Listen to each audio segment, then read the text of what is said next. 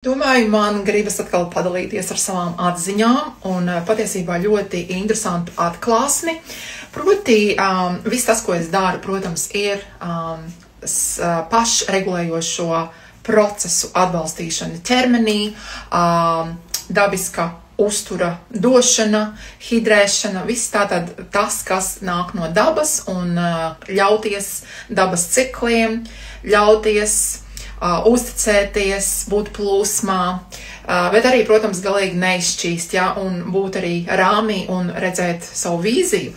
Un es skatos un vienmēr domāju, kāpēc šī lieliskā programma, šis pamats, kas ir daba, ir tik ļoti kontroversāla tieši alopātiskajam, tam, ko mēs pazīstam kā medicīna. Es sapratu, ka šis, ko es daru, ir sievišķais princips, bet tas ir vīrišķais princips.